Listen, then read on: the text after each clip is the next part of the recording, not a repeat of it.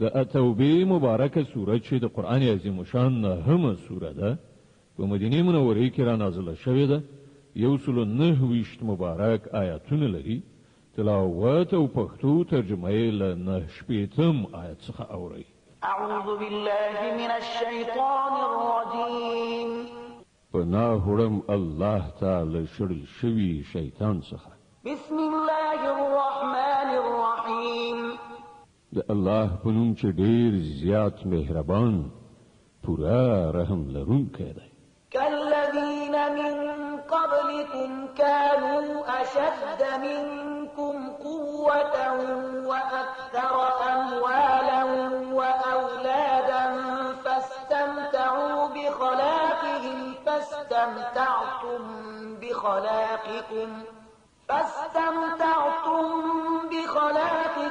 كما استمتع الذين من قبلكم بخلاقهم وخضتم كالذي خاضوا أولئك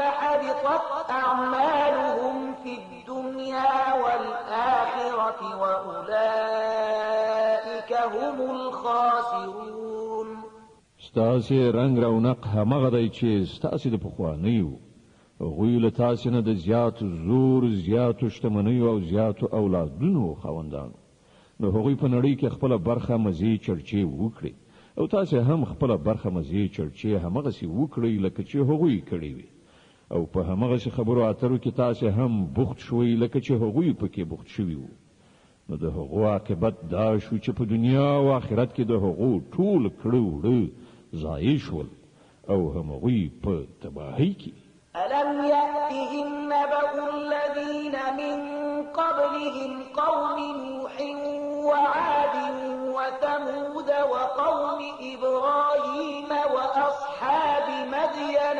والمؤتفكات أتتهم رسلهم بالبينات فما كان الله ليظلمهم ولكن كانوا أنفسهم يظلمون آیا دې خلکو ته د خپل مخکنیو تاریخ نه دی رسیدلی د نوح د قوم د عادیانو د سمودیانو د ابراهیم د قوم د مدین د خلکو او د هغو کلیو چې نسکور کړای شول د هغو پیغمبرانو هغو ته لښکاره څرګندو نښانو سره راغله بیا دا د الله کار نو چې پر هغو باندې ظلم کړی وای خو هغوی په خپلو ځانونو ظلم کوونکي وو والمؤمنون والمؤمنات بعضهم أولياء بعض يأمرون بالمعروف وينهون عن المنكر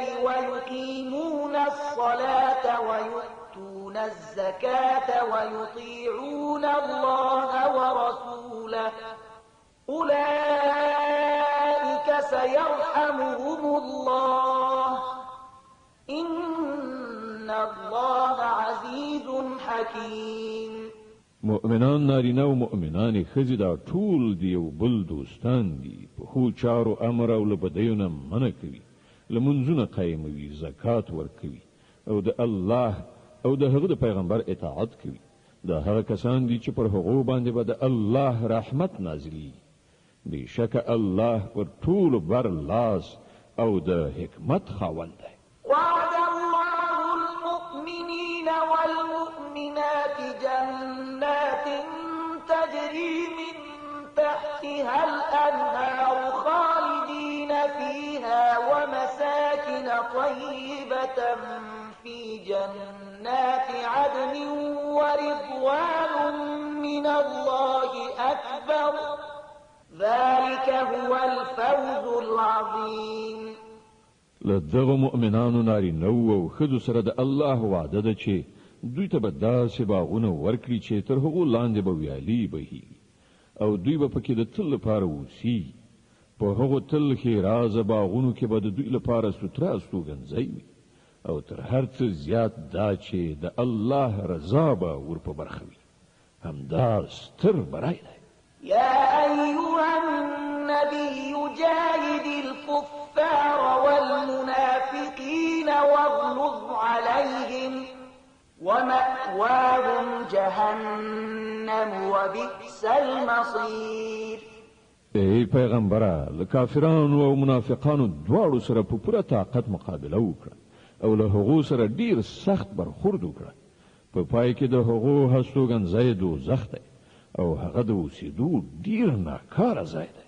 يحلفون بالله ما قالوا ولقد قالوا كلمة الكفر وكفروا بعد إسلامهم وهموا بما لم ينالوا وما نقموا إلا أن أغناهم الله ورسوله من فضله فإن يتوبوا يك خيرا لهم وإن يتولوا يعذبهم الله عذابا أليما في الدنيا والآخرة وما لهم في الأرض من ولي ولا نصير. دا خلق په خدای باندې قسمونه کوي وایي چې موږ هغه خبره نه ده کړې، په داسې حال کې چې دوی ارومرو هغه د کفر خبره کړې ده. هغوی له اسلام راوړلو نه وروسته د کفر مرتکب شول او هغوی د هغه څه د کولو اراده وکړه چې وی نشو کړای. د هغو دا ټوله غوسه په دې خبره ده چې الله او د هغه پیغمبر په خپلې لورینې سره هغوی شتمن کړي دي. اوس که دوی له خپلې دغې کړنچارې نه راوګرځي نو د همدوی لپاره ښه ده، او که دوی راونه ګرځي نو الله به دوی ته ډیره دردناکه سزا ورکړي، هم په دنیا کې او هم په آخرت کې. او په ځمکه کې هیڅ څوک داسې نشته چې د دوی ملاتړ او مرستندوی وي. ومنهم من عاهد الله لئن آتانا من فضله لنصدقن ولنكونن من الصالحين. له دوی نه ځینې داسې هم دي چې هغو له الله سره وعده کړې وه چې که هغه په خپل فضل سره پر موږ لورینه وکړه نو موږ به خیرات ورکړو او نیک عمله وشو. فلما آتاهم من فضله بخلوا به وتولوا وهم معرضون. وکله چې الله په خپل فضل سره هغوی شتمن کړل نو هغوی بخیلي غوره کړه او له خپلې وعدې څخه داسې وګرځېدل چې په هغې باندې پروا قدر نشته. فأعقبهم نفاقا في قلوبهم إلى يوم يلقونه بما أخلفوا الله ما وعدوه وبما كانوا يكذبون.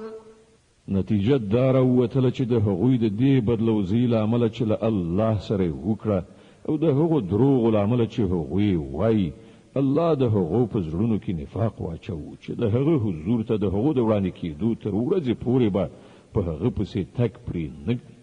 ألم يعلموا أن الله يعلم سرهم ونجواهم وأن الله علام الغيوب. ایا دا خلک په دې نه دي پوهېدلي چې الله ته ان د هغو پټ رازونه او پټې مشورې ښکاره دي او هغه له ټولو غیبي خبرو څخه په پوره ډول خبر دی. الذين يلمزون المتطوعين من المؤمنين في الصدقات والذين لا يجدون إلا جهدهم فيسخرون منهم سخر الله منهم ولهم عذاب أليم. هغه پیژني هغه بخیل شتمن چې د هغو مؤمنانو په مالی قربانیو باندې تبصرې کوي چې په خوښه او مینه یې لګوي او په هغو کسانو پورې مسخري کوي چې له هغو سره د خدای په لار کې د لګولو لپاره له دې پرته نور څه نشته چې هغوی پر خپل ځان باندې تکلیف تیروي او لګښت کوي. الله په دې ملنډو وښونکو پورې مسخري کوي او د هغو لپاره دردناکه سزا ده. استغفر لهم أو لا تستغفر لهم إن تستغفر لهم 70 مرة فلن يغفر الله لهم ذلك بأنهم كفروا بالله ورسوله والله لا يهدي القوم الفاسقين. ای پیغمبره که ته داسې خلکو لپاره بخښنه وغواړې او که یې ونه غواړې که ته اویا ځله هم د دوی د بخښنې هیله وکړې نو الله به هغوی هیڅکله ونه بخي ځکه چې هغوی په الله او د هغه په پیغمبر باندې کافر شوي دي او الله فاسقانو ته د رغېدو لاره نه ښیي. فرح المخلفون بمقعدهم خلاف رسول الله وكرهوا أن يجاهدوا بأموالهم وأنفسهم في سبيل الله وقالوا لا تنفروا في الحر قل نار جهنم أشد حرا لو كانوا يفقهون. کوم خلکو ته چې د بیرته پاتې کېدو رخصت ورکړای شوی وو هغوی د الله له پیغمبر سره د ملګرتیا په نه کولو او په کور کې کېناستلو باندې خوشحاله شول او دا یې خوښه نه شوه چې د الله په لاره کې په سر او مال سره جهاد وکړي. هغوی خلکو ته وویل چې په دې سخته ګرمۍ کې جهاد ته مه وځئ. دوی ته ووایه چې د دوزخ اور له دې نه زیات ګرم دی. کاشکې له هغو سره د دې شعور وای. فليضحكوا قليلا وليبكوا كثيرا جزاء بما كانوا يكسبون. اوس په کار ده چې دا خلک خندا کم کړي او ژاړي زیات ځکه کومه بدی چې دوی کوي د هغې جزا هم داسې ده چې دوی ته پر هغې باندې ژړا پکار ده. فإن رجعك الله إلى طائفة منهم فاستأذنوك للخروج فقل لن تخرجوا معي أبدا ولن تقاتلوا معي عدوا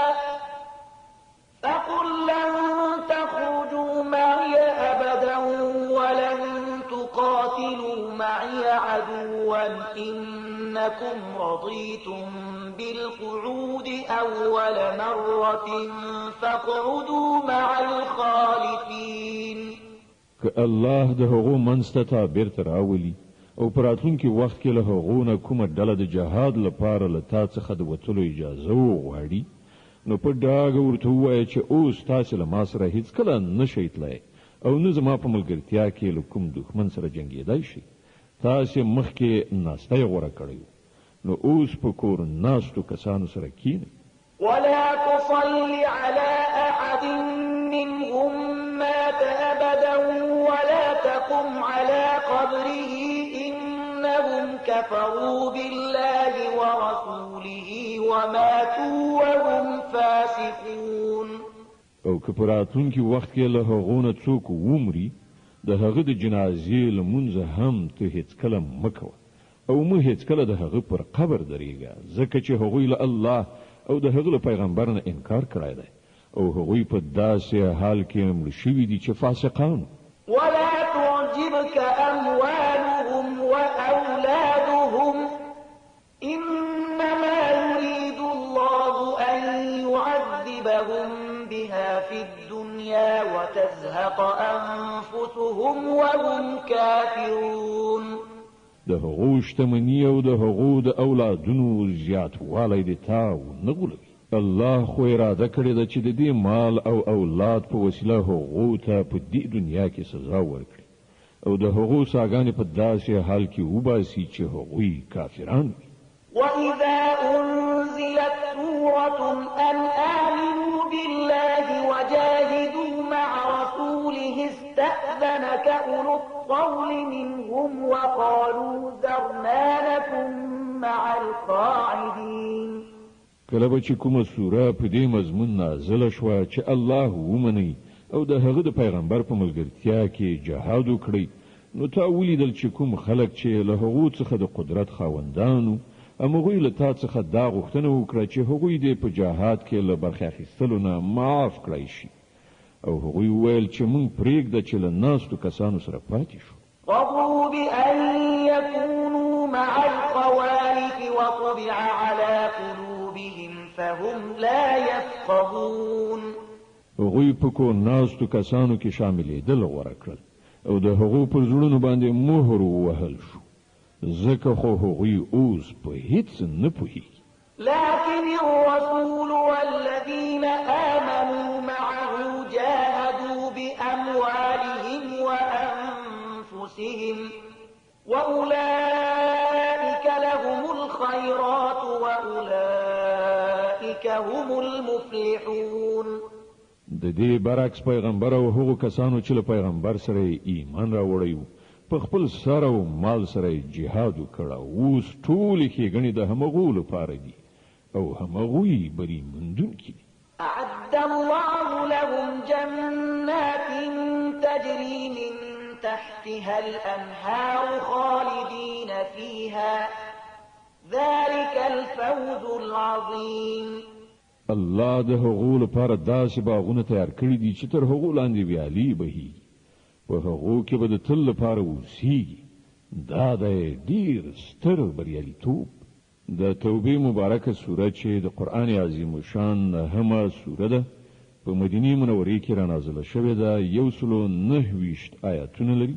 تلاوت او پښتو ترجمه یې له 90 آیت څخه اوري. وجاء المعذرون من الأعراب ليؤذن لهم وقعد الذين كذبوا الله ورسوله سيصيب الذين كفروا منهم عذاب أليم.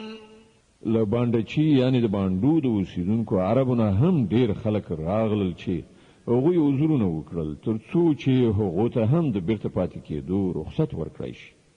په دې توګه هغه خلک چې هغوی له الله او د هغه پیغمبر سره د ایمان دروغجنه وعده کړې و کېناستل. له دې باندچیانو یعنی د باندو د اوسیدونکو چې کومو خلکو د کفر کړنلاره غوره کړې ده ډیر ژر به هغوی له دردناک عذاب سره مخامخ شي. ليس على الضعفاء ولا على المرضى ولا على الذين لا يجدون ما ينفقون حرج إذا نصحوا لله ورسوله ما على المحسنين من سبيل والله غفور رحيم. په کمزورو او ناروغانو او هغو کسانو چې د جهاد لپاره مال او وسله نه لري کومه ګناه نشته که دوی له وتلو نه پاتې شول که چیرې دوی د الله او د هغه د رسول په خاطر نورو ته نصیحت وکړي په نیکانو د اعتراض کومه لاره نشته او الله بخونکی او مهربان دی. ولا على الذين إذا ما أتوك لتحملهم قلت لا أجد ما أحملكم عليه تولوا وأعينهم تفيض من الدمع حزنا ألا يجدوا ما ينفقون. په همدې ډول په هغو خلکو باندې هم د کوم اعتراض ځای نشته چې هغوی په خپل راغلي له تا څخه یې غوښتنه کړې وه چې زمونږ لپاره د سپرلۍ برابرې کړی شي او کله چې تا وویل چې زه ستاسې لپاره سپرلۍ نشم برابرولی نو هغوی مجبور شول بیرته لاړل او حال دا و چې د هغو له سترګو اوښکې بهېدلې او هغوی په دې خبره ډېر ځورېدل چې هغوی په خپل مصرف سره په جهاد کې د ګډون کولو وس چار نه لري. إنما السبيل على الذين يستأذنونك وهم أغنياء رضوا بأن يكونوا مع الخوالف وطبع الله على قلوبهم فهم لا يعلمون. البته د اعتراض مورد هغه کسان دي چې شتمن دي او بیا هم در څخه هیله کوي چې هغوی په جهاد کې له ګډون کولو څخه معاف کړی شي. هغوی په کور کې ناستو کسانو په جمله کې شاملېدل خوښ کړل او الله د هغو پر زړونو باندې مهر ولګاو ځکه خو هغوی اوس په دې هیڅ نه پوهیږي چې د الله په وړاندې د هغو د دې کړنچارې څه نتیجه راتلونکې ده. يعتذرون إليكم إذا رجعتم إليهم قل لا تعتذروا لن نؤمن لكم قد نبأنا الله من أخباركم وسيرى الله عملكم ورسوله ثم تردون إلى عالم الغيب والشهادة فينبئكم بما كنتم تعملون. کله چې تاسو پر استنیدو دوی ته را ورسیږئ نو دوی به راز معذرتونه وړاندې کړي، خو ته په ډانګ پیلې ووایه چې پلمې مه کوئ، موږ به ستاسې په هیڅ یوه خبره اعتبار ونه کړو. الله ستاسې حالات موږ ته ښکاره کړي دي. اوس به الله او د هغه پیغمبر ستاسې کړنچاره وګوري، بیا به تاسې د هغه ذات لوري ته وروګرځول شئ چې په پټو او ښکاره هر څه باندې پوهېدونکی دی، او هغه به تاسې ته دروښیي چې تاسې څه کول. سيحلفون بالله لكم إذا انقلبتم إليهم لتعرضوا عنهم فأعرضوا عنهم إنهم رجس ومأواهم جهنم جزاء بما كانوا يكسبون. ستاسې د راستنېدو په وخت کې به ستاسې په وړاندې قسمونه وکړي تر څو چې تاسې ورڅخه صرف نظر وکړئ، نو په رښتیا تاسې له دوی نه صرف نظر وکړئ، ځکه چې دوی ناولی دي او د دوی اصلي ځای دوزخ دی چې د دوی د ګټې په بدله کې به ور په برخه شي. يحلفون لكم لترضوا عنهم فإن ترضوا عنهم فإن الله لا يرضى عن القوم الفاسقين. دوی به ستاسې په وړاندې قسمونه وکړي تر څو چې تاسې ورڅخه راضي شئ، په داسې حال کې چې که تاسې له دوی نه راضي هم شئ، خو الله به هیڅکله له داسې فاسقانو څخه راضي نشي. الأعراب أشد كفرا ونفاقا وأجدر ألا يعلموا حدود ما أنزل الله على رسوله والله عليم حكيم. دغه د باندې اوسیدونکي عرب په کفر او نفاق کې ډیر زیات کلک دي، او د هغوی په باب د دې خبرې امکانات زیات دي چې د هغه دین له حدودو نه بې خبره پاتې شي چې الله پر خپل پیغمبر باندې نازل کړی دی. الله په هر څه باندې پوهیږي، د حکمت خاوند دی. ومن الأعراب من يتخذ ما ينفق مغرما ويتربص بكم الدوائر عليهم دائرة السوء والله سميع عليم. په دې د باندې په اوسیدونکو کې داسې کسان شته چې د خدای په لار کې چې څه لګوي نو هغه پر خپل ځان باندې د زور قلن یعنی تاوان ګڼي، او ستاسې په باب د زمانی د څرخ انتظار باسي چې که تاسې په کوم غم اخته شي نو هغوی به له خپلې غاړې نه د دغه نظام د اطاعت غاړکۍ ایسته کړي چې تاسې د هغو په غاړه کې اچولې ده، په داسې حال کې چې د بدۍ څرخ په خپله پر هم دوی مسلط دی، او الله د هر څه اوریدونکی او په هر څه پوهیدونکی دی. ومن الأعراب من يؤمن بالله واليوم الآخر ويتخذ ما ينفق قربات عند الله وصلوات الرسول ألا إنها قربة لهم سيدخلهم الله في رحمته إن الله غفور رحيم. او له همدې باندې چانو یعنی د باندې د اوسیدونکو نه ځینې خلک داسې هم شته چې په الله او د آخرت په ورځ ایمان لري، او څه چې لګوي هغه الله ته د نږدې کېدو او له پیغمبر نه د رحمت د دعاګانو اخیستلو وسیله ګرځوي. هو هغه ارومرو د هغو لپاره د نږدې والي وسیله ده، او الله به ارومرو هغوی په خپل رحمت کې داخل کړي. په باوري ډول الله تیریدونکی او رحم کوونکی دی. والسابقون الأولون من المهاجرين والأنصار والذين اتبعوهم بإحسان رضي الله عنهم ورضوا عنه وأعد لهم جنات تجري تحتها الأنهار خالدين فيها أبدا ذلك الفوز العظيم. هغه مهاجرین او انصار چې هغوی تر ټولو د مخه د ایمان بلنې ته په لبیک ویلو کې وړاندې شول، دغه راز هغه کسان چې وروسته له ریښتینولۍ سره په هغو پسې راغلل، الله له هغو نه خوښ شو او هغوی له الله نه خوښ شول. الله د هغو لپاره داسې باغونه تیار کړي دي چې تر هغو لاندې به ویالې بهیږي، او هغوی به پکې د تل لپاره اوسیږي، همدا ډیر لوی بریالیتوب دی. وممن حولكم من الأعراب منافقون ومن أهل المدينة مردوا على النفاق لا تعلمهم نحن نعلمهم سنعذبهم مرتين ثم يردون إلى عذاب عظيم. ستاسې شاوخوا چې کوم بانډچیان یعنې د بانډو اوسېدونکي اوسېږي له هغو نه زیاتره منافقان دي او په همدې توګه په خپله د مدینې په اوسېدونکو کې هم منافقان شته چې منافقت یې خوی ګرځېدلی دی.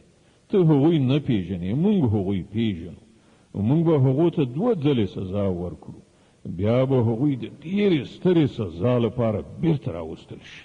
وآخرون اعترفوا بذنوبهم خلقوا عملا صالحا وآخر سيئا عسى الله أن يتوب عليهم إن الله غفور رحيم. ځینې نور خلک دي چې هغوی په خپلو ګناهونو اعتراف کړی دی، د هغوی عمل ګډوډ دی، څه ښه دی څه بد، لرې نه ده چې الله پر هغو باندې بیا مهربان شي، ځکه هغه تیریدونکی او رحم کوونکی دی. خذ من أموالهم صدقة تطهرهم وتزكيهم بها وصل عليهم إن صلاتك سكن لهم والله سميع عليم.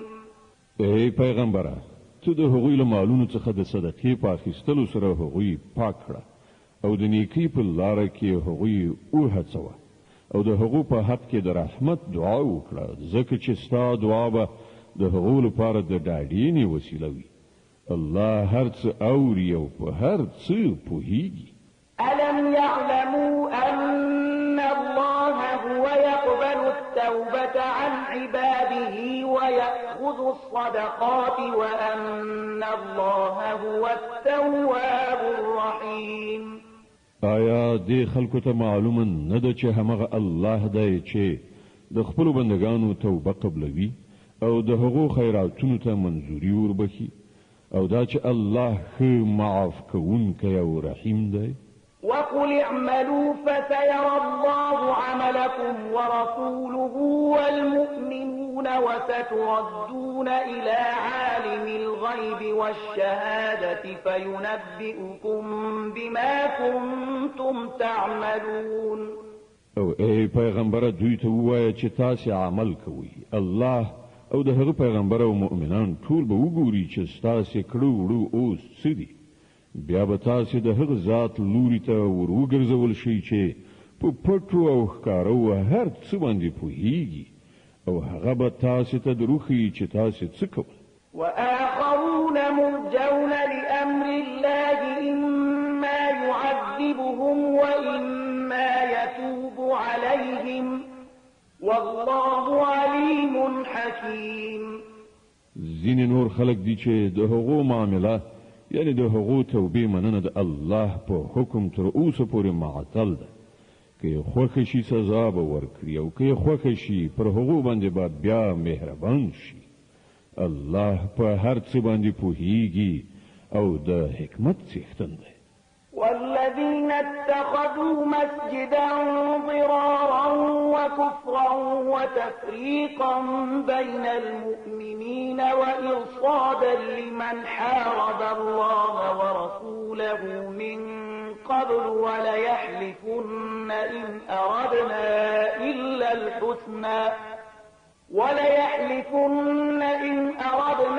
إلا الحسنى والله يشهد إنهم لكاذبون. ځینې نور خلک دي چې هغوی په دې غرض یو مسجد ودان کړي چې د حق بلنې ته تاوان ورسوي او د خدای د بندګۍ کولو په ځای کفر غوره کړي او په مؤمنانو کې تفریقه واچوي او دا په ظاهر عبادت ځای د هغه چا لپاره څارو ځای جوړ کړي چې له دې نه مخکې د خدای او د هغه د پیغمبر پر خلاف په جګړه لاس پورې کړی دی. هغوی به ارومرو په قسم خوړلو سره ووایي چې مونږ خو له نیکۍ پرته د کوم بل شي اراده نه درلوده، خو الله شاهد دی چې هغوی بیخي دروغجن دي. لا تقم فيه أبدا لمسجد أسس على التقوى من أول يوم أحق أن تقوم فيه رجال يحبون أن يتطهروا والله يحب المطهرين. ته هیڅ کله په دغه ودانۍ کې مدرېږه. کوم مسجد چې له لومړۍ ورځې نه د تقوا پر بنسټ ودان شوی وو همغه د دې ښه وړ دی چې ته په هغه کې د عبادت لپاره ودرېږې. په هغه کې داسې خلک دي چې سپېڅلتیا خوښوي او د الله همدغه سپېڅلتیا غوره کوونکي خوښ دي. أفمن أسس بنيانه على تقوى من الله ورضوان خير أم من أسس بنيانه على شفا جرف هار فانهار به في نار جهنم والله لا يهدي القوم الظالمين. نو ستاسې څه ګمان دی چې غوره انسان هغه دی چې هغه د خپلې ودانۍ بنسټ د خدای په ویره او د هغه د رضا په غوښتنه ایښی وي یا هغه چې خپله ودانۍ د یو کمر په کاواکه لغم خوړلې غاړه باندې درولي وي او له هغه سره نیغ په نیغه د دوزخ په اور کې وغورځېږي. الله داسې ظالمانو ته هیڅکله لاره نه ښیي. لا يزال بنيانهم الذي بنوا ريبة في قلوبهم إلا أن تقطع قلوبهم والله عليم حكيم. دا ودانۍ چې هغوی جوړه کړې ده تل به د هغو په زړونو کې د بې باورۍ سبب وګرځي چې د هغې د ویستلو اوس کومه لاره چاره نشته پرته له دې نه چې د هغو زړونه ټوټه ټوټه شي. الله ډیر ښه خبر او د حکمت خاوند دی. د التوبې مبارکه سوره چې د قرآن عظیم شان نهمه سوره ده په مدینې منورې کې را نازله شوې ده. 129 مبارک آیاتونه لري. تلاوت او پښتو ترجمه یې له 111 آیت څخه اورئ. إن الله اشترى من المؤمنين أنفسهم وأموالهم بأن لهم الجنة يقاتلون في سبيل الله فيقتلون ويقتلون وعدا عليه حقا في التوراة والإنجيل والقرآن ومن أوفى بعهده من الله فاستبشروا ببيعكم الذي بايعتم به وذلك هو الفوز العظيم. حقیقت دا دی چې الله له مؤمنانو څخه د هغوی نفسونه او د هغوی مالونه د جنت په بدله کې اخیستي دي. هغوی د الله په لار کې جنګیږي نو وژني او وژل کیږي. له هغو سره د جنت وعده د الله په ذمه باندې یوه کلکه پخه وعده ده په تورات او په انجیل او قرآن کې. او څوک دی چې له الله نه زیات د خپلې وعدې پوره کوونکی وي نو خوښ اوسئ په خپلې دغې سودا چې تاسې له خدای سره کړې ده. همدا تر ټولو ستر بریالیتوب دی. التائبون العابدون الحامدون السائحون الراكعون الساجدون الآمرون بالمعروف والناهون عن المنكر والحافظون لحدود الله وبشر المؤمنين. د الله لوري ته بیا بیا رجوع کوونکی، د هغه بندگی په ځای راوړونکی، د هغه ثنا ستاینه ویونکی، د هغه په خاطر په ځمکه کې ګرځېدونکي را ګرځېدونکي، د هغه په وړاندې رکوع او سجده کوونکی، په نیکۍ حکم کوونکی، له بدۍ نه منع کوونکی، د الله د حدودو ساتونکی. هغه مؤمنان هم دغه شان وي چې له الله سره د راکړې ورکړې دا معامله سرته رسوي.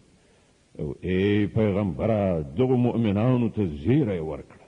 ما كان للنبي والذين آمنوا أن يستغفروا للمشركين ولو كانوا أولي قربى من بعد ما تبين لهم أنهم أصحاب الجحيم. له پیغمبر او هغو کسانو سره چې ایمان راوړی دا نه ښایي چې د مشرکانو لپاره د بخښنې دعاوې وکړي اگر که هغه د دوی خپلوان هم وي کله چې دوی ته دا خبره روښانه شوې ده چې هغوی د دوزخ وړ دي. وما كان استغفار إبراهيم لأبيه إلا عن موعدة وعدها إياه فلما تبين له أنه عدو لله تبرأ منه إن إبراهيم لأواه حليم. ابراهیم چې د خپل پلار لپاره د بخښنې کومه دعا کړې وه هغه خو د هغې وعدې له مخې و چې هغه له خپل پلار سره کړې وه و کله چې هغه ته دا خبره روښانه شوه چې د هغه پلار د خدای دښمن دی نو له هغه څخه بیزاره شو. حق دا دی چې ابراهیم ډېر زړه سوان دی له خدای ویریدونکی او د زغم خاوند. وما كان الله ليضل قوما بعد إذ هداهم حتى يبين لهم ما يتقون إن الله بكل شيء عليم. د الله دا کړن لار نه ده چې خلق له هدایت ورکولو نه وروسته بیرته په ګمراهۍ کې اخته کړي تر څو پورې چې هغوی ته په ډاګه څرګنده ونښيي چې هغوی باید کومو شیانو څخه ځان وژغوري. په حقیقت کې الله د هر شي علم لري. إن الله له ملك السماوات والأرض يحيي ويميت وما لكم من دون الله من ولي ولا نصير. او دا هم واقعیت دی چې د آسمانونو او ځمکې سلطنت د همغه الله په لاس کې دی. مرګ او ژوند د همغه په واک کې دی او ستاسې هیڅ داسې ملاتړ او مرستندوی نشته چې تاسې له هغه نه وژغورلی شي. لقد تاب الله على النبي والمهاجرين والأنصار الذين اتبعوه في ساعة العسرة من بعد ما كاد يزيغ قلوب فريق منهم ثم تاب عليهم إنه بهم رؤوف رحيم. الله پیغمبر او هغو مهاجرینو او انصارو ته بخښنه وکړه چې هغوی په ډیر تنګ وخت کې د پیغمبر ملګرتیا وکړه که څه هم چې له هغو څخه ځینو زړونه کوږوالي خواته مایل شوي وو خو کله چې هغوی د دې انحراف پیروي ونه کړه بلکې د پیغمبر ملګرتیا یې وکړه نو الله هغوی معاف کړل. بېشکه چې له دغو خلکو سره د هغه چلند د خواخوږۍ او مهربانۍ دی. وعلى الثلاثة الذين خلفوا حتى إذا ضاقت عليهم الأرض بما رحبت وضاقت عليهم أنفسهم وظنوا أن لا ملجأ من الله إلا إليه ثم تاب عليهم ليتوبوا إن الله هو التواب الرحيم.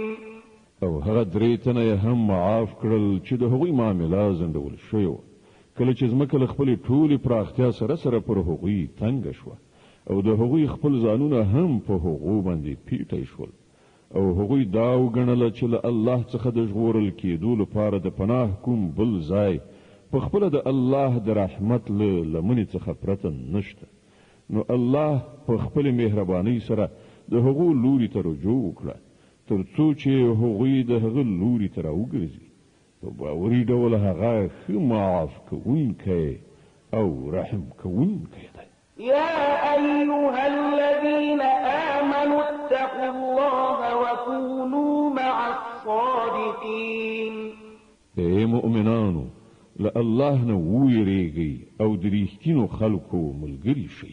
ما كان لأهل المدينة ومن حولهم من الأعراب أن يتخلفوا عن رسول الله ولا يرغبوا بأنفسهم عن نفسه ذلك بأنهم لا يصيبهم ظمأ ولا نصب ولا مخمصة في سبيل الله ولا يطؤون موطئا يغيظ الكفار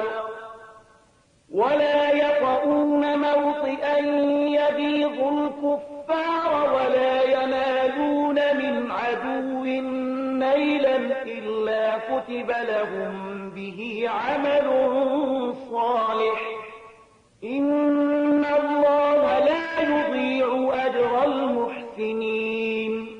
د مدینه اوسیدونکو او د شاوخوا د باندو اوسیدونکو ته دا هیڅ کله نه ښایېدله چې د الله پیغمبر پریخه او په کور ناست وای او له هغه نه په بې پروایي سره د خپل ځانونو په فکر کې شوي وای، ځکه چې داسې به هیڅ کله نه وي چې هغوی د الله په لار کې د لوږې تندې او بدني تکلیف څخه کړاو وګالي او د حق د منکرانو چې کومه لار بدي سي هغوی پرې کوم ګام واخلي او له کوم دښمن څخه چې له حق سره دښمني وي څه غچ واخلي او د هغه په بدل کې هغو ته یو نیک عمل ونه لیکل شي. دا باوري ده چې د الله په وړاندې د نیکانو د خدمت حق نه ضایع کیږي. ولا ينفقون نفقة صغيرة ولا كبيرة ولا يقطعون واديا إلا كتب لهم ليجزيهم الله أحسن ما كانوا يعملون. په همدې ډول دا به هم هیڅکله نه وي چې د خدای په لار کې هغوی څه لږ ډیر لګښت کوي او د جهاد په منډو ترړو کې هغوی کوم ناو یعنی دره ووهي یعنی پرې ولاړ شي او د هغو په حق کې هغه ونه لیکل شي تر څو چې الله د هغوی د دې غوره کړنچارې مکافات هغو ته ورکړي. وما كان المؤمنون لينفروا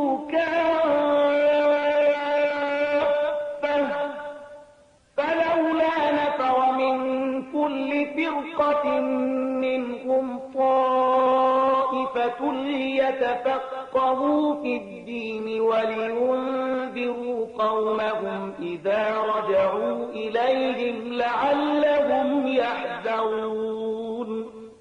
او دا څه ضروري نه و چې مؤمنان ټول مخې وتلی وای، خو داسې ولې ونه شو چې د هغوی د نفوسو له هرې برخې نه یو څه کسان وتلی وای او د دینی پوهې له تحصیل نه وروسته بیرته راستانه شوي او د خپل سیمې اوسیدونکي خبردار کړي وای تر څو هغوی له غیر اسلامي چارچلن نه ډډه کړې وای. يا أيها الذين آمنوا قاتلوا الذين يلونكم من الكفار وليجدوا فيكم غلظة واعلموا أن الله مع المتقين. ای مؤمنانو د حق له هغو منکرانو سره وجنګیږئ چې تاسو ته نږدې دي او باید هغوی په تاسو کې سختي ومومي او وپوهیږئ چې الله د پرهیزګارانو ملګری دی. وإذا ما أنزلت سورة فمنهم من يقول أيكم زادته هذه إيمانا فأما الذين آمنوا فزادتهم إيمانا وهم يستبشرون. کله چې کومه سوره نازله شي نو له منافقانو څخه ځینې د ملنډو په توګه له خپلو ملګرو څخه پوښتنه کوي چې له تاسو نه د چا ایمان په دې صورت سره زیات شو؟ د دې ځواب دا دی کومو کسانو چې ایمان راوړی دی د هغو په ایمان کې خو په واقع کې د هرې نازلېدونکې سورې زیاتوالی راوستی دی او هغوی پرې خوشحاله دي. وأما الذين في قلوبهم مرض فزادتهم رجسا إلى رجسهم وماتوا وهم كافرون. البته د کوم خلکو په زړونو کې چې د منافقت ناروغي لګېدلې وه د هغو په پخوانۍ پلیدۍ باندې هرې نوې سورې یوه بله پلیدي زیاته کړه او هغوی د مرګ تر شیبو پورې په همدې کفر کې اخته پاتې شو. أولا يرون أنهم يفتنون في كل عام مرة أو مرتين ثم لا يتوبون ولا هم يذكرون وإذا ما أنزلت سورة نظر بعضهم إلى بعض هل يراكم من أحد ثم انصرفوا صرف الله قلوبهم بأنهم قوم لا يفقهون. آیا دوی نګوري چې هر کال یو دوه ځلې په ازمویښت کې اچول کیږي، خو په دې سره سم هم نه توبه باسي او نه کوم درس اخلي. کله چې کومه سوره نازلیږي نو دوی په سترګو کې یو له بل سره غږیږي چې چېرته څوک یعنی مسلمانان خو تاسې نه ویني، بیا غلي ووځي تښتي. الله د دوی زړونه اړولي دي ځکه چې دوی ناپوه خلک دي. لقد جاءكم رسول من أنفسكم عزيز عليه ما عنتم حريص عليكم بالمؤمنين رؤوف رحيم. وګورئ تاسې ته یو پیغمبر راغلی دی چې په خپله له همدا تاسې څخه دی. په زیان کې ستاسې لوېدل پر هغه باندې ګران تمامېږي. هغه ستاسې د رغېدنې حرصناک دی. د مؤمنانو لپاره هغه خواخوږی او زړهسواندی دی. فإن تولوا فقل حسبي الله لا إله إلا هو عليه توكلت لرونکی دی. ألف لام را تلك آيات الكتاب الحكيم. الف لام را دا د هغه کتاب آیاتونه دي چې له حکمت نه ډک دی. أكان للناس عجبا أن أوحينا إلى رجل منهم أن أنذر الناس وبشر الذين آمنوا أن لهم قدم صدق عند ربهم قال الكافرون إن هذا لساحر مبين. آیا د خلکو لپاره د حیرانتیا ځای و کله چې موږ له دوی څخه یو سړي ته وحی وکړه چې کافران وویروه او هغو کسانو ته چې ایمان راوړی زیری ورکړه چې دوی ته د دوی د پروردګار په نزد داسې نیک اجر دی چې مخکې له مخکې ورکړی شوی. کافران وویل چې بېشکه دا سړی ښکاره کوډګر دی. إن ربكم الله الذي خلق السماوات والأرض في 6 أيام ثم استوى على العرش يدبر الأمر ما من شفيع إلا من بعد إذنه ذلكم الله ربكم فاعبدوه أفلا تذكرون. حقیقت دا دی چې ستاسې رب هماغه خدای دی چې آسمانونه او ځمکه یې په شپږو ورځو کې پیدا کړل، بیا د خپل حکومت پر تخت باندې ځلانده شو او د کائناتو انتظام چلوي. هیڅوک شفاعت یعنی سپارښت کوونکی نشته مګر دا چې د هغه له اجازې وروسته شفاعت وکړي. همدا الله ستاسې رب دی، نو تاسې د همغه عبادت وکړئ. آیا نو تاسې به په اوښ کې را نشئ یعنی پند نه اخلئ؟ إليه مرجعكم جميعا وعد الله حقا إنه يبدأ الخلق ثم يعيده ليجزي الذين آمنوا وعملوا الصالحات بالقسط والذين كفروا لهم شراب من حميم وعذاب أليم بما كانوا يكفرون. د همغه لوري ته ستاسې ټول ورګرځېدل دي. دا د الله پخه وعده ده. بېشکه پیدایښت همغه پیل کوي بیا به یې همغه دوهم ځل پیدا کړي تر څو کوم خلکو چې ایمان راوړی دی او ښه عملونه یې سرته رسولي دي هغو ته په پوره انصاف سره مکافات ورکړي. او کوم کسانو چې د کفر مسلک غوره کړی دی هغوی به د حق د هغه انکار په مجازات کې چې کاوه خوټېدلې اوبه وڅښي او دردناکه سزا به وګالي. هو الذي جعل الشمس ضياء والقمر نورا وقدره منازل لتعلموا عدد السنين والحساب ما خلق الله ذلك إلا بالحق يفصل الآيات لقوم يعلمون. په مغه دی چې لمر رون او سپوږمۍ روښانه پیدا کړې ده او د سپوږمۍ د نری کېدو غټېدو پړاوونه په منظم ډول ټاکلي دي تر څو چې تاسې په هغو سره د کلونو او نیټو حساب معلوم کړئ. الله دا هر څه د لوبې په ډول نه بلکې له یو مقصد سره پیدا کړي دي. هغه خپل نښانې د هغو خلکو لپاره چې علم لري په روښانه څرګنده توګه وړاندې کوي. إن في اختلاف الليل والنهار وما خلق الله في السماوات والأرض لآيات لقوم يتقون. په یقیني ډول د شپې او ورځې په اوښتلو راوښتلو یعنی اختلاف کې او په هر هغه شي کې چې الله په اسمانونو او ځمکه کې پیدا کړي دي د هغو خلکو لپاره نښانې دي چې له ناوړه فکر او ناوړه چلند څخه ډډه کول غواړي.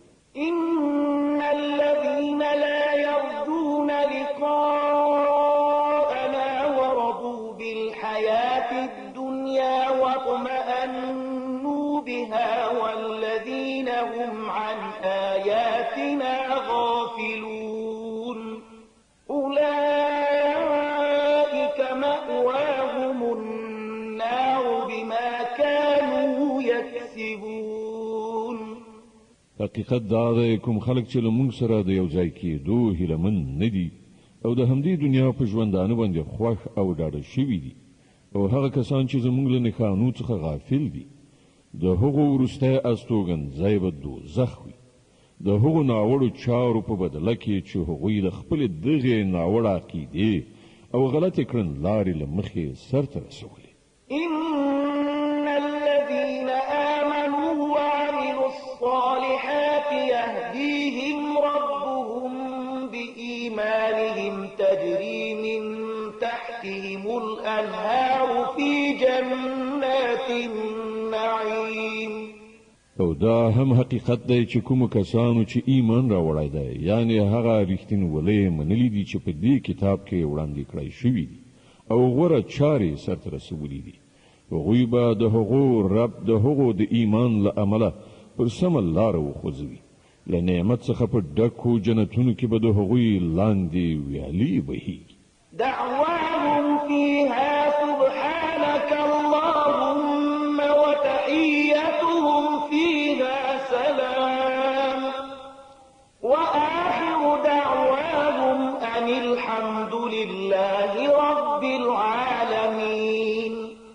هلته به د هغوی نارې داوي چې پاکې ته ای خدایه د هغوی دعا به داوي چې سلامتیا دې وي او د هغوی هر وینا به په دې سره پای ته رسیږي چې ټوله ثنا ستاینه یوازې د الله رب العالمین لپاره ده. ولو يعجل الله للناس الشر استعجالهم بالخير لقضي إليهم أجلهم فنذر الذين لا يرجون لقاءنا في طغيانهم يعمهون. که چیرته الله له خلکو سره په ناوړه چاره کې هم دومره تلوار کولای لکه څنګه چې د دنیوي ښېګڼې په غوښتنه کې چټکې کوي نو د هغو د کړو وړو فرصت به یو وخت پای ته رسول شوی خو زمونږ دا عادت نه دی ځکه خو مونږ هغو خلکو ته چې له مونږ سره د یو ځای کېدو هیله نه لري په سرغړونه کې د هغو د لالهانده کېدو لپاره ورته فرصت ورکوو. وإذا مس الإنسان الضر دعانا لجنبه أو قاعدا أو قائما فلما كشفنا عنه ضره مر كأن لم يدعنا إلى ضر مسه كذلك زين للمسرفين ما كانوا يعملون. د انسان حال دا دی چې کله پر هغه باندې کوم سخت وخت راځي نو په ولاړې ناستې او ملاستې مونږ بلی او کله چې مونږ د هغه کړاو ایسته کو نو داسې زی ووځي چې ته به وایې هغه هیڅکله په خپله کومه بده ورځ کې مونږ له سره بللي نه وو. په دې ډول له حده تیري کوونکو لپاره د هغوی کړه وړه ښایسته کړی شوي. ولقد أهلكنا القرون من قبلكم لما ظلموا وجاءتهم رسلهم بالبينات وما كانوا ليؤمنوا كذلك نجزي القوم المجرمين.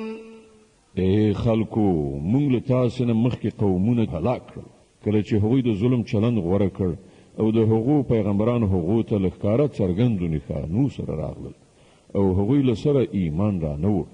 په دې ډول مونږ مجرمانو ته د هغو جرمونو بدله ورکوو.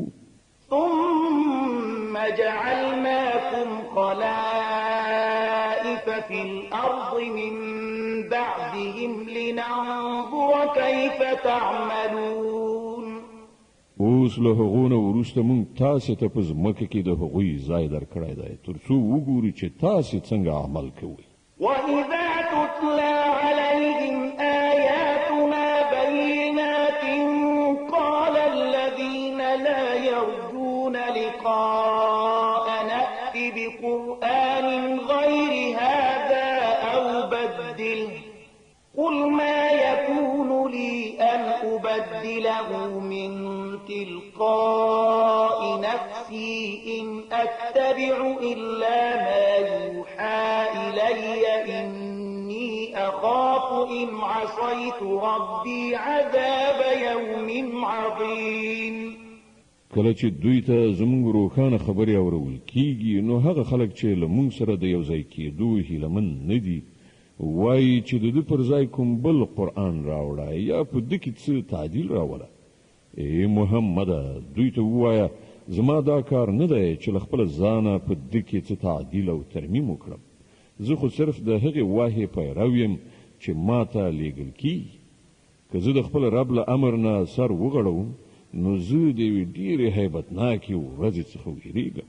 قل لو شاء الله ما تلوته عليكم ولا أدراكم به فقد لبثت فيكم عمرا من قبله أفلا تعقلون. او وایه که د الله اراده هم دا وایه نو ما به دا قرآن تاسې ته هیڅکله نه واورولی او الله به تاسې ته د هغه خبر قدر هم نه وای درکړی. ښه نو ما خو له دې نه مخکې ستاسې په منځ کې یو عمر تیر کړی دی. آیا تاسې له پوهې نه کار نه اخلئ؟ فمن أظلم ممن افترى على الله كذبا أو كذب بآياته إنه لا يفلح المجرمون. نو له هغه نه به غټ ظالم بل څوک وي چې یوه د دروغو خبره له ځانه جوړه کړي د الله لوري ته منسوب کړي او یا د الله واقعي آیاتونه دروغ ګڼي. دا باوري ده چې مجرمان هیڅکله نشي بریالي کېدی.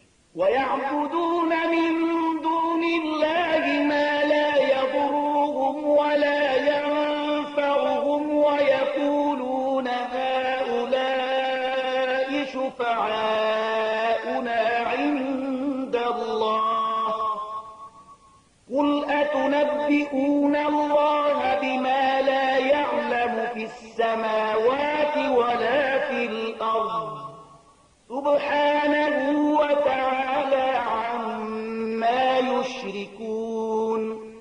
دا خلک له خدایه پرته د هغه څه عبادت کوي چې نه ورته ګټه رسوي شي او نه تاوان وایي چې دا د الله په وړاندې زموږ سپارښتګر دي. ای محمده دوی ته ووایه آیا تاسې الله له هغې خبرې نه خبروئ چې پر هغې باندې هغه نه په اسمانو کې پوهیږي نه په ځمکه کې.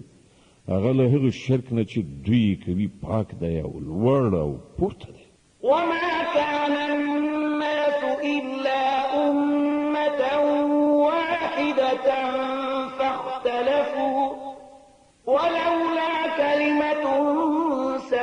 سبقت من ربك لقضي بينهم فيما فيه يختلفون. په ابتدا کې ټول انسانان یو امت وو، بیا وروسته هغوی بیلابیلې عقیدې او مسلکونه جوړ کړل، او که ستا د پروردګار لخوا لا له پخوا یوه خبره فیصله کړای شوې نه وای، نو په کوم شي کې چې هغوی په خپلو منځو کې اختلاف کوي د هغې به پرېکړه شوې وه. ويقولون لولا أنزل عليه آية من ربه فقل إنما الغيب لله فانتظروا إني معكم من المنتظرين. او دا چې هغوی وایي چې په دې پیغمبر باندې د ده د رب له لوري څه کومه اندېښانه ولې نازله نه شوه، نو دوی ته ووایه د غیبو څښتن او واکمن خو یوازې الله دی. ښه ده سترګې په لاره اوسئ، زه هم له تاسې سره منتظر یم.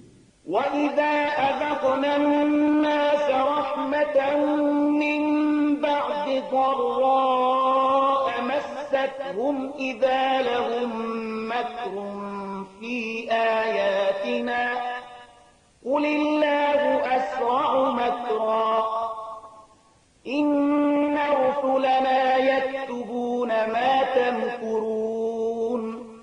د خلکو دا حال دی چې له کړاو نه وروسته چې کله موږ په هغو باندې د رحمت خوند وڅکو، نو هغوی سمدلاسه زموږ د نښانو په باب په دسیسو لاس پورې کوي. دوی ته ووایه الله په خپل چل کې له تاسې نه ډېر تیز دی، د هغه په رښتې ستاسې ټول چلونه لیکي. هو الذي يسيركم في البر والبحر حتى إذا كنتم في الفلك وجرين بهم بريح طيبة وفرحوا بها جاءتها ريح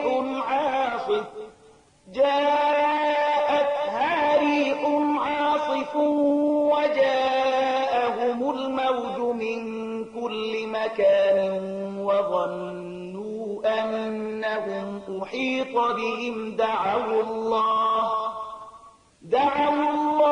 مخلصين له الدين لئن أنجيتنا من هذه لنكونن من الشاكرين.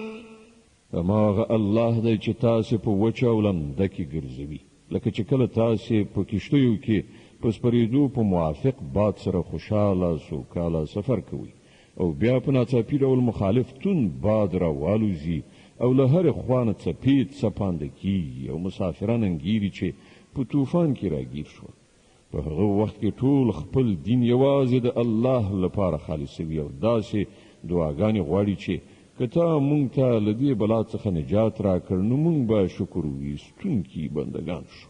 فلما أنجاهم إذا هم يبغون في الأرض بغير الحق يا أيها الناس إنما بغيكم على أنفسكم متاع الحياة الدنيا ثم إلينا مرجعكم فننبئكم بما كنتم تعملون.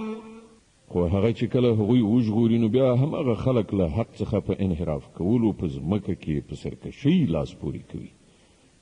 خلکو ستاسې دا سرکشي برعکس همدا ستاسې په زیان تمامه شوې ده.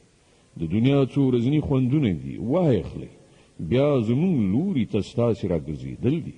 په هغه وخت کې به موږ در وښیو چې تاسې څه کول. إنما مثل الحياة الدنيا كماء أنزلناه من السماء فاختلط به نبات الأرض مما يأكل الناس والأنعام حتى إذا أخذت الأرض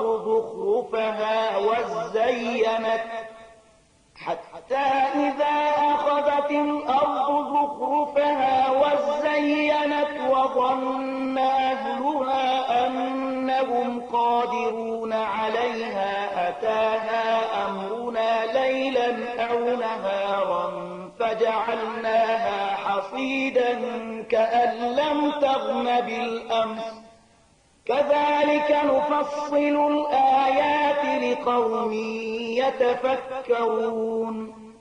د دنیا د دغه ژوندانو مثال چې تاسو د هغه په نشه کې مست یې زموږ له نښانو څخه غفلت کوئ داسې دی لکه چې له اسمان نه موږ اوبه ورولې نو د ځمکې حاصلات چې انسانان او څاروي ټول یې خوري ښه ګڼ شول بیا په همغه وخت کې چې د ځمکې خپل پسرلی او کښتونه ښکلي ښایسته پکې ولاړو او د هغې څښتنانو دا ګڼله چې اوس موږ له دې نه په ګټه اخیستلو قادر یو په ناڅاپي ډول د شپې یا د ورځې زموږ حکم راغی او موږ هغه داسې تالا والا کړل چې ته به وایې پرون هلته له سره څه شی نه په دې ډول موږ خپلې نښانې د هغو خلکو لپاره په ډاګه څرګنده وړاندې کوو چې فکر کوونکي پوهېدونکي والله يدعو إلى دار السلام ويهدي من يشاء إلى صراط مستقيم. تاسو په دې فاني ژوندانه باندې غولېدلي او الله تاسو ته د سلامتیا د کور په لوري بلنه درکوي لارښوونه د هغه په واک کې ده چاته چې د هغه خوښه شي سمه لاره ورښیي. للذين أحسنوا الحسنى وزيادة ولا يرهق وجوههم قتر ولا ذلة أولئك أصحاب الجنة هم فيها خالدون.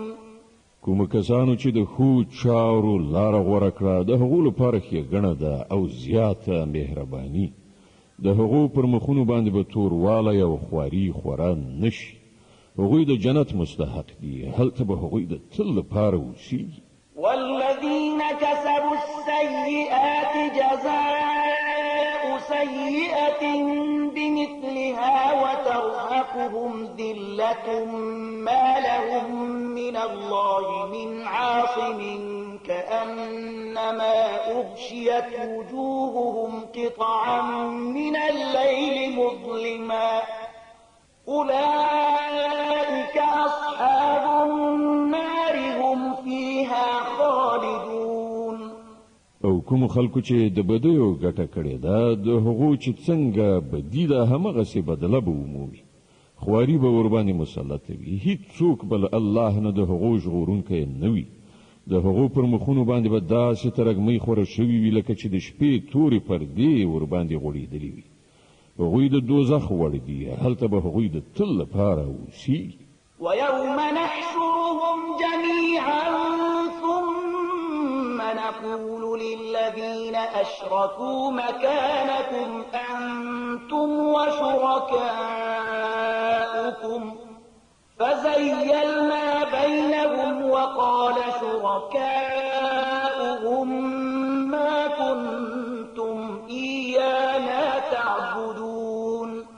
په کومه ورځ چې موږ دوی ټول په یو ځای په خپله محکمه کې راپاڅوو بیا هغو خلکو ته چې شرک یې کړی دی وایو چې په خپل ځای ایثار شي هم تاسې او هم ستاسې جوړ کړي شریکان بیا به موږ د دوی له منځه د بیګانه توب پرده ایسته کړو او د دوی شریکان به ووایي چې تاسې خو زموږ عبادت نه کوو. فكفى بالله شهيدا بيننا وبينكم إن كنا عن عبادتكم لغافلين. زمونږ او ستاسې په منځ کې د الله شاهدي کافي ده چې که تاسې زمونږ عبادت کوو هم خو مونږ ستاسې له دې عبادت نه بیخي بېخبره وو. هنالك تبلو كل نفس ما أسلفت وردوا إلى الله مولاهم الحق وضل عنهم ما كانوا يفترون.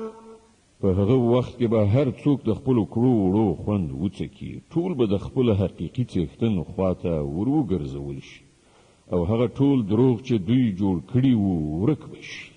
قل من يرزقكم من السماء والأرض أم من يملك السمع والأبصار ومن يخرج الحي من الميت ويخرج الميت من الحي ومن يدبر الأمر فسيقولون الله فقل افلا تتقون له دوی نه پوښتنه وکړه څوک تاسې ته له اسمان او ځمکې نه روزي درکوي دا د اورېدو او لیدو قواوې د چا په واک کې دي څوک ژوندی له مړي او مړی له ژوندي راباسي څوک د مخلوقاتو د دې نظم تدبیر کوي هغوی به ارومرو ووایي چې الله ووایه نو تاسې د حقیقت پر خلاف تګ کولو نه ډډه نه کوئ فذلكم الله ربكم الحق فماذا بعد الحق إلا الضلال فأنا تصرفون په دغو صفتونو سره خو همدا الله ستاسې حقیقي رب دی نو له حقه وروسته له ګمراهۍ پرته نور څه پاتې شول ښه نو تاسې کومې خواته اړول کیږئ كذلك حقت كلمة ربك على الذين فسقوا أنهم لا يؤمنون ای پیغمبره وګوره په دغسې نافرمانۍ غوره کوونکو باندې ستا د رب خبره رښتینې شوه چې هغوی به منونکي نه شي قل هل من شركائكم من يبدأ الخلق ثم يعيده قل الله يبدأ الخلق ثم يعيده فأنا تؤفكون له دوی نه پوښتنه وکړه ستاسې په انګېرل شوو شریکانو کې څوک شته چې لومړی پیدا کول یې هم کړي وي او دوهم ځل پیدا کول هم وکړي ووایه هغه یوازې الله دی چې لومړی پیدا کول هم کوي او دوهم ځل هم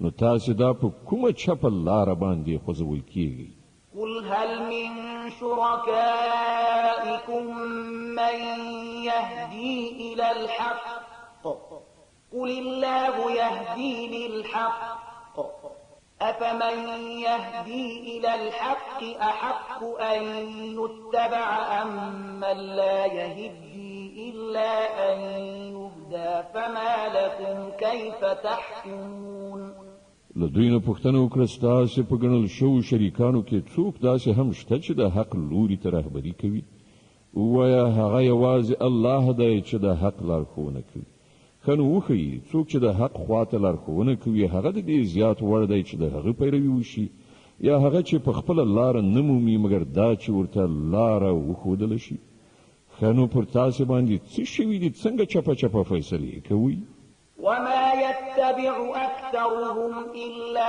ظنا إن الظن لا يغني من الحق شيئا إن الله عليم بما يفعلون حقیقت دا دی چې له دوی نه زیاتره خلک یوازې په انګېرنې او ګمان پسې روان دي په داسې حال کې چې ګمان د حق اړتیا یو بڅره هم نه پوره کوي څه چې دوی کوي الله ورباندې ښه پوهیږي وما كان هذا القرآن أن يفترى من دون الله ولكن تصديق الذي بين يديه وتفصيل الكتاب لا ريب فيه من رب العالمين او دا قرآن هغه شی نه دی چې د الله له وحی او ښوونې څخه پرته تصنیف کړی شي یعنی له الله پرته نورو ته نسبت ورکړی شي بلکې دا خو د هغه څه چې پخوا راغلي وو تصدیق او د الکتاب تفصیل دی په دې کې هیڅ شک نشته چې دا د کائناتو د حکم چلوونکي له لوري څخه دی أم يقولون افتراه قل فأتوا بسورة مثله وادعوا من استطعتم من دون الله إن كنتم صادقين آیا دوی وایي چې پیغمبر دا په خپله تصنیف کړی دی یعنی په دروغو خدای ته منسوب کړی ووایه که تاسې په خپل دغه تور لګولو کې رښتیني یاست نو د ده په څیر یوه سوره تصنیف کړې راوړئ او له یوه خدایه پرته چې نور هر څوک راغوښتلی شي د مرستې لپاره یې راوغواړئ بل كذبوا بما لم يحيطوا بعلمه ولما يأتهم تأويله كذلك كذب الذين من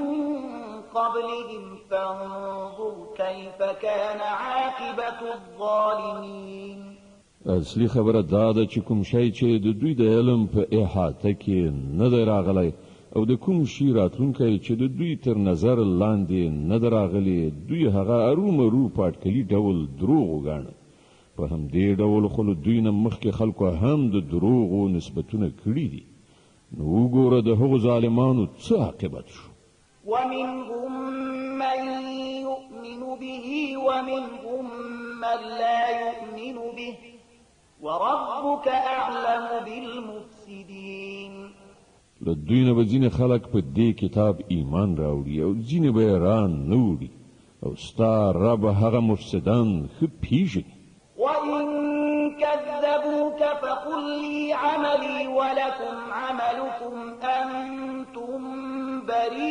بريئون مما أعمل وأنا بريء مما تعملون که دوی تا دروغجن ګڼي نو ووایه چې زما عمل زما لپاره او ستاسې عمل ستاسې لپاره دی څه چې زه کوم د هغه له مسؤلیت نه تاسې خلاص یې او څه چې تاسې کوئ د هغه له مسؤلیت نه زه خلاص یم ومنهم من يستمعون إليك أفأنت تسمع الصم ولو كانوا لا يعقلون په دوی کې ډېر داسې خلک دي چې ستا خبرې اوري خو آیا ته به کاڼه واوروې که هغوی په هیڅ باندې هم ونه پوهېږي ومنهم من ينظر إليك أفأنت تهدي العمي ولو كانوا لا يبصرون له دوی څخه زیاتره کسان دي چې تا ته ګوري خو آیا ته ړندو ته لاره ښیې که هغوی هیڅ نه ویني إن الله لا يظلم الناس شيئا ولكن الناس أنفسهم يظلمون حقیقت دا دی چې الله پر خلکو ظلم نه کوي خلک په خپله پر خپل ځان ظلم کوي د یونس مبارکه سوره چې د قرآن عظیم الشان لسمه سوره ده په مکې معظمې کې را نازله شوې ده 109 آیاتونه لري تلاوت او پښتو ترجمه یې له 45م آیت څخه اورئ ويوم يحشرهم كأن لم يلبثوا إلا ساعة من النهار يتعارفون بينهم قد خسر الذين كذبوا بلقاء الله وما كانوا مهتدين او په کومه ورځ چې الله دوی را پاڅوي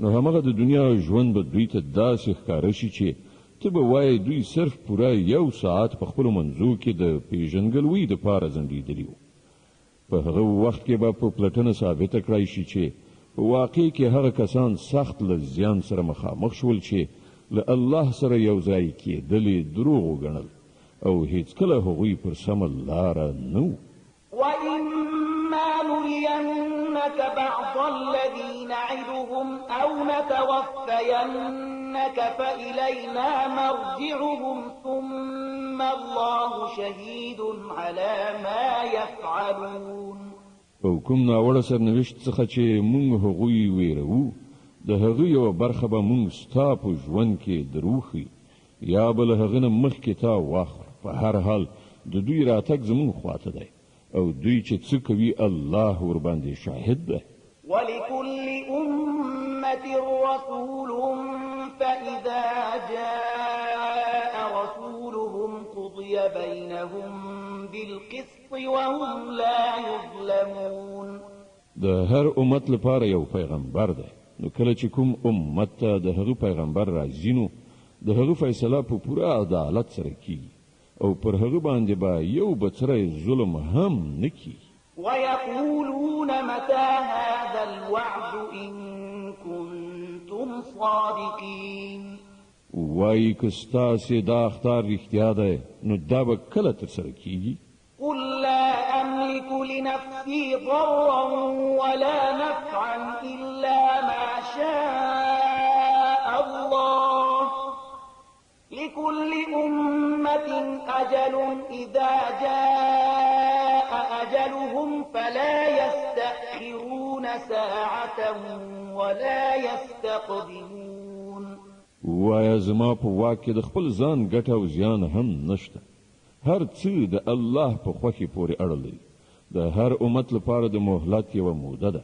کله چې دا موده پوره کیږي نو پوره 1 ساعت مخکې والی او وروسته والی به هم نه وي.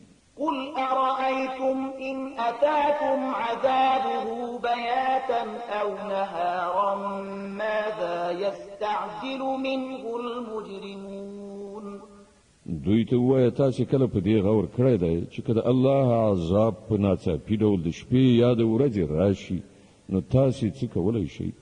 ښه نو دا کوم داسې شی دی چې د هغه لپاره مجرمان تلوار کوي؟ أثم إذا ما وقع آمنتم به الآن وقد كنتم به تستعجلون. آیا کله چې هغه عذاب پر تاسې را پریوزي په همغه وخت کې به یې ومنئ؟ اوس ځان ژغورل غواړئ په داسې حال کې چې تاسې په خپله د هغه د چټک راتلو غوښتنه کوله.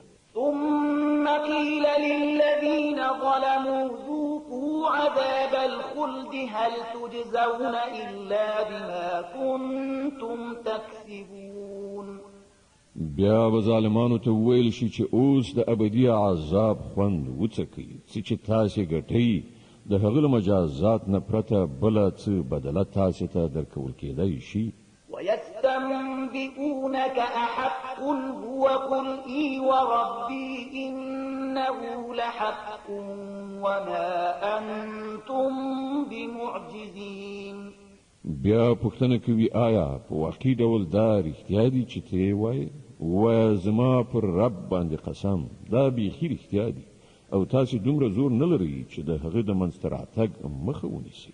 ولو أن لكل نفس ظلمت ما في الأرض لافتدت به وأسروا الندامة لما رأوا العذاب وقضي بينهم بالقسط وهم لا يظلمون.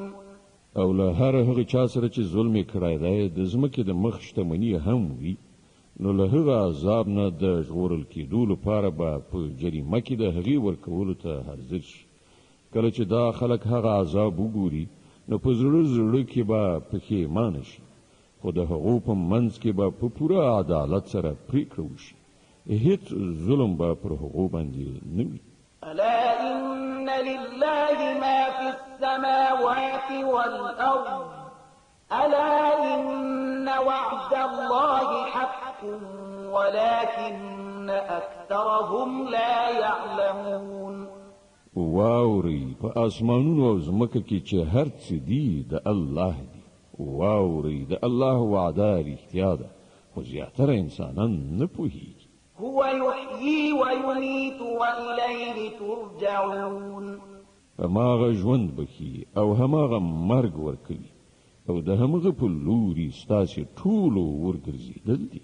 يا أيها الناس قد جاءتكم موعظة من ربكم وشفاء لما في الصدور وهدى ورحمة للمؤمنين. ای خلکو تاسې ته ستاسې د رب له لوري نصیحت راغلی دی. دا هغه شی دی چې د زړونو د ناروغیو شفا ده او د مؤمنانو لپاره هدایت او رحمت ده. قل بفضل الله وبرحمته فبذلك فليفرحوا هو خير مما يجمعون. ای پیغمبره ووایه چې دا د الله فضل او د هغه مهرباني ده چې دا شی واستو. په دې باندې خو باید خلک خوشحالي وکړي. دا له ټولو هغو شیانو څخه ډېر غوره دی چې خلک یې راغونډوي. قل أرأيتم ما أنزل الله لكم من رزق فجعلتم منه حراما وحلالا قل الله أذن لكم أم على الله تفترون. ای پیغمبره دوی ته ووایه تاسې کله په دې کې فکر کړی دی چې کومه روزي چې الله تاسې ته راکوزه کړې وه له هغې تاسې په خپله ځینې حرام او ځینې حلال وګرځول. له دوی نه پوښتنه وکړه الله تاسې ته د دې اجازه درکړې وه او که تاسې پر الله باندې دروغ تړئ. وما ظن الذين يفترون على الله الكذب يوم القيامة إن الله لذو فضل على الناس ولكن أكثرهم لا يشكرون. کوم کسان چې پر الله باندې دا دروغ تړي د هغو څه ګمان دی چې د آخرت په ورځ به له هغو سره څه معامله وشي. الله خو پر خلکو باندې د مهرباني نظر لري او زیاتره انسانان داسې دي چې شکر نه باسي. د یونس مبارکه سوره چې د قرآن عظیم شان لسمه سوره ده په مکې معظمه کې را نازله شوې ده. 109 مبارک آیاتونه لري. تلاوت او پښتو ترجمه یې له 1 آیت څخه اورئ. وما تكون في شأن وما تتلو منه من قرآن ولا تعملون من عمل إلا كنا عليكم شهودا إذ تفيضون فيه وما يعزب عن ربك من مثقال ذرة في الأرض ولا في السماء ولا أصغر من ذلك ولا أكبر إلا في كتاب مبين. ای پیغمبره ته چې په هر حالت کې اوسې او له قرآن نه چې هر څه اوري او ای خلکو تاسې هم چې څه کوئ د هغو ټولو په دوران کې مونږ تاسې ګورو. هیڅ د یو بڅري په اندازه شی په اسمان او ځمکه کې داسې نشته نه وړوکی نه غټ چې ستا د پروردګار له نظره پټ وي او په یو روښانه دفتر کې درج نه وي. ألا إن أولياء الله لا خوف عليهم ولا هم يحزنون الذين آمنوا وكانوا يتقون. واوري څوک چې د الله دوستان دي ایمان راوړی دی د تقوا کړنلاره غوره کړې ده پر هغو باندې کومه ویره او کړاو نشته. لهم البشرى في الحياة الدنيا وفي الآخرة لا تبديل لكلمات الله ذلك هو الفوز العظيم. د دنیا او آخرت دواړو په ژوندانه کې د هغو لپاره زیری دی.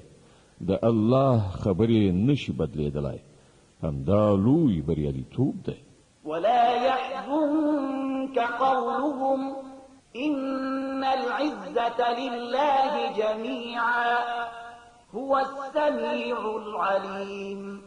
ای پیغمبره دا خلک چې په تا پورې کومې خبرې تړي هغه دې تاون نه زوروي. عزت په تمامه معنا د خدای په واک کې دی او هغه هر څه اوري او په هر څه پوهیږي. ألا إن لله من في السماوات ومن في الأرض وما يتبع الذين يدعون من دون الله شركاء إن يتبعون إلا الظن وإن هم إلا يخرصون. خبر اوسئ د آسمانونو اوسیدونکي وي که د ځمکې ټول د الله ملکیت دی او کوم کسان چې له الله څخه پرته له ځانه جوړ کړو شریکانو ته بلنه ورکوي هغه خالص د وهم او انګیرنې پیروان دي او محض اټکلونه کوي. هو الذي جعل لكم الليل لتسكنوا فيه والنهار مبصرا إن في ذلك لآيات لقوم يسمعون. ماغه الله دی چې ستاسو لپاره شپه پیدا کړې ده چې په هغې کې آرام وکړئ او ورځ یې روښانه ګرځولې ده. په دې کې د هغو خلکو لپاره نښانې دي چې په خلاصو غوږونو د پیغمبر صلی الله علیه وسلم بلنه اوري. قالوا اتخذ الله ولدا سبحانه هو الغني له ما في السماوات وما في الأرض إن عندكم من سلطان بهذا أتقولون على الله ما لا تعلمون. خلق ویل چې الله څوک زوی نیولای دی. سبحان الله هغه خو بې نیازه دی، په اسمانونو او ځمکه کې چې څه دي ټول د هغه ملکیت دی. له تاسې سره د دې وینا لپاره دلیل څه دی؟ آیا تاسې د الله په باب هغه خبرې کوئ چې ستاسې په علم کې نشته؟ قل إن الذين يفترون على الله الكذب لا يفلحون. ای محمد ووایه چې کوم خلک چې په الله باندې د دروغو افتراء کوي هغوی هیڅ کله بریالیتوب نشي موندلی. متاع في الدنيا ثم إلينا مرجعهم ثم نذيقهم العذاب الشديد بما كانوا يكفرون. د دنیا په څو ورځني ژوندانه کې د مزې چرچې وکړي، بیا زموږ لوري ته د هغو راګرځېدل دي. بیا به موږ د هغه کفر په بدل کې چې هغوی مرتکب کیږي پر هغو باندې د سخت عذاب خوند وڅکو. واتل عليهم نبأ نوح إذ قال لقومه يا قوم إن كان كبر عليكم مقامي وتذكيري بآيات الله فعلى الله توكلت فأجمعوا أمركم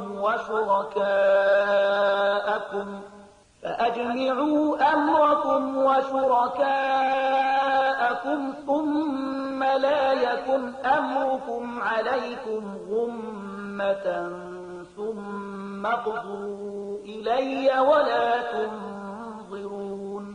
دوی ته د نوح قصه واوروه، د هغه وخت قصه چې کله هغه خپل قوم ته ویلي و چې ای زما قومه، که ستاسې په منځ کې زما اوسېدل او د الله د آیاتونو په بیا اورولو سره له غفلت نه ستاسې راویښول ستاسې لپاره له زغم نه پورته شوي دي، نو زما توکل پر الله باندې دی.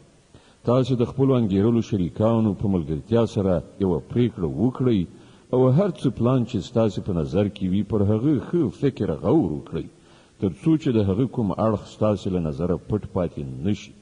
بیا زما پر خلاف هغه عملي کړئ او ما ته هیڅکله مهلت مه راکوئ. صدق الله العظيم. الله ستر رښتیا ویونکی دی.